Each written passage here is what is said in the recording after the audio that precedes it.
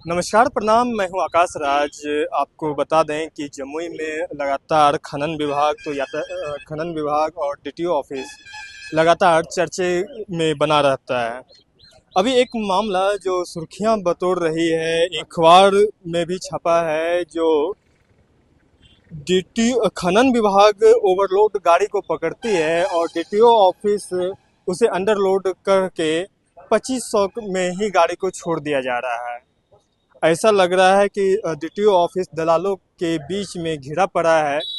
पदाधिकारी से जब अगर बात करने की आप कोशिश कीजिएगा तो पदाधिकारी कहते हैं इस मामले पे कि जो भी बात होगी आप आइए सामने से बात करते हैं।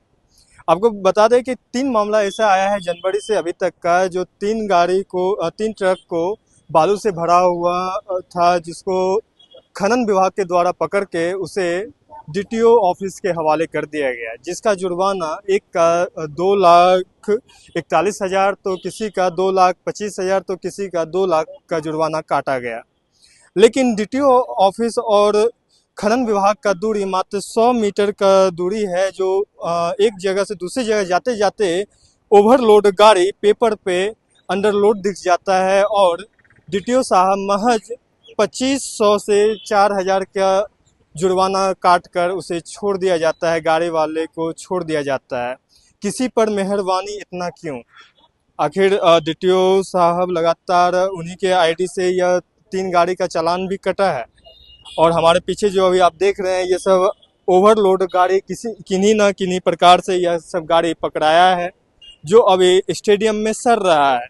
फिर वह मेहरबानी लोगों के ऊपर क्यों नहीं है?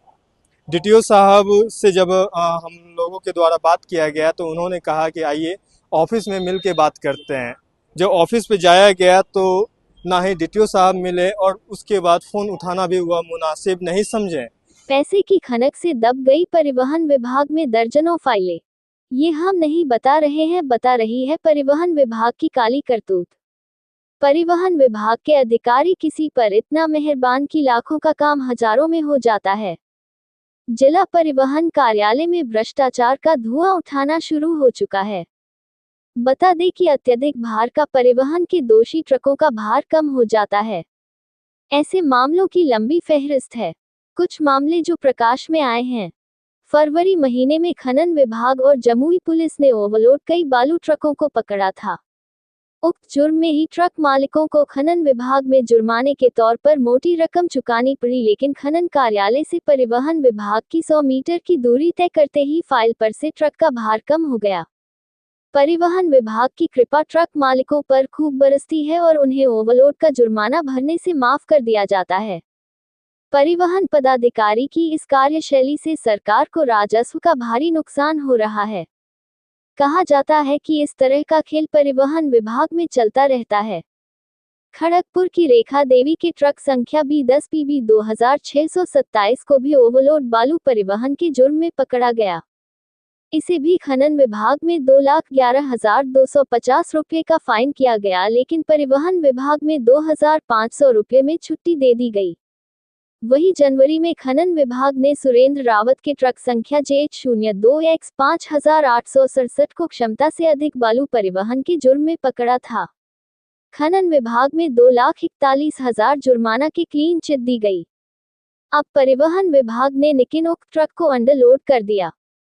वही NL01L 4700 को भी खनन विभाग ने क्षमता से 100 CFT अधिक बालू लदे होने के जुर्म में 2,11,250 रुपये का जुर्माना किया। उक्त ट्रक को परिवहन विभाग ने ओवरलोड के जुर्माना से मुक्त करते हुए 4,500 रुपये फाइन लेकर छोड़ने का आदेश दे दिया।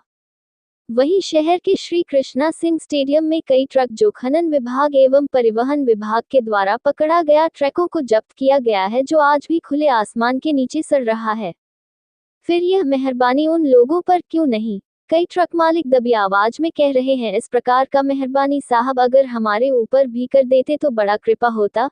लेकिन परिवहन विभाग में जैसे ही जाते हैं तो कई लोग पूछते हैं किनसे मिलना है, क्या काम है। अगर आप नहीं बताते हैं तो वह बड़ा ही रखवाली व्यवहार करते हैं। पता लगाने पर मालूम चलता है कि वह ना कर्मचारी है, ना ही डीटीओ कार्यालय से उनका कोई लेना देना है। वह तो सिर्फ दलाली करने के लिए वहां पर लगे रहते हैं। ऐसा लगने लगा है कि परिवहन विभाग दलालों के बीच में घिर गया है। इस मामले में कुमार अनुज का समय काफी बेहतरीन था कि परिवहन विभाग दलालों से दूर रहा करता था।